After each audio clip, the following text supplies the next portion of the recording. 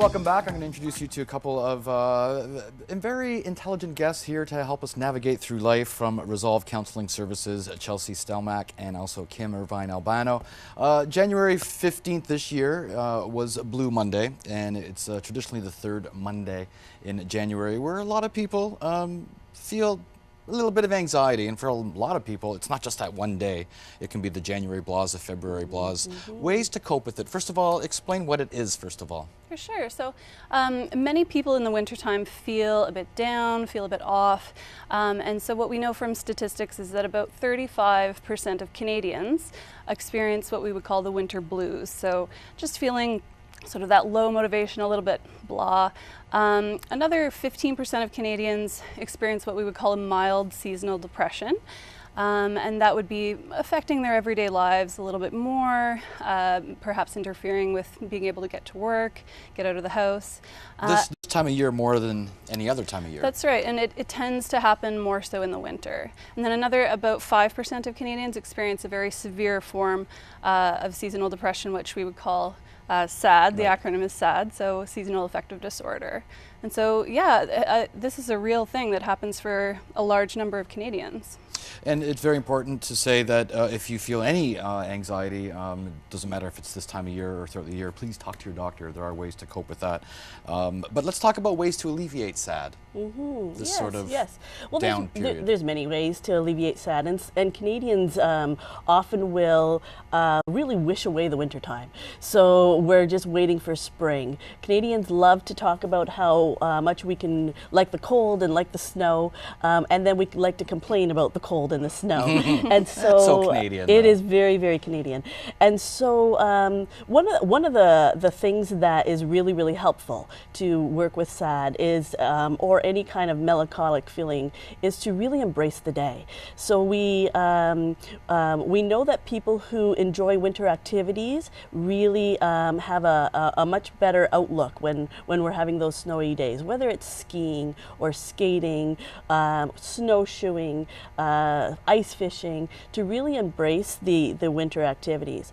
Another way to embrace the winter activities is to cuddle up with a good book, a nice cup of tea in front of a fire. So it doesn't only have to be the outside activities, but to really embrace the day rather than wishing it away.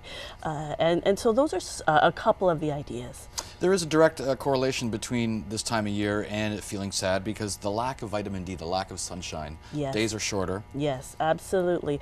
And this is the time of year as well that at the beginning of December, when we first see the snow, we're really, really excited about the snow. And then this is the time of year it starts to draw on us a bit. In addition, it's a time of year that some of the bills from the holidays start to come in.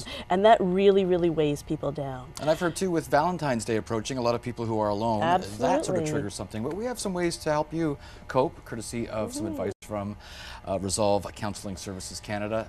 Light therapy. Explain what this is. So this is a therapy that that people can purchase either a desk lamp, an overhead bulb, where the frequency of the light is very similar to the sunshine. So it can artificially put in a little bit more light in our lives. Some people find that's really, really helpful, and so that's one way that people find to cope. So the other two I've already mentioned the winter activities, socialize. And Bill, you briefly mentioned about knowing when to get help. So people can come and see us at Resolve. We have a clinic on Tuesdays. All you have to do is call and find out about it, and that's fully funded by the Community Foundation, so we're happy to have that. Seeing your family doctors, talking to friends, and to not isolate ourselves. Winter, sometimes people tend to isolate, so we want to break out of that barrier. And if we're feeling like our quality of life has decreased, it's time for us to get help. Okay, and there is a light at the end of the tunnel. Definitely. Absolutely. So absolutely, there are things we can do right now in the midst of the dark days of winter to help ourselves, and it's important to focus on the fact that we can get through this. There are ways that we can change. There are things we can do to support ourselves. And that first step is just to ask, to talk Exactly. to someone. Whether that's a trusted friend or your family doctor, or coming to see a counselor. Okay. And you know, if possible, medication is the answer. You will be talked through the process. Absolutely, and some people find a lot of relief through medication, and some people find some relief through some natural remedies too.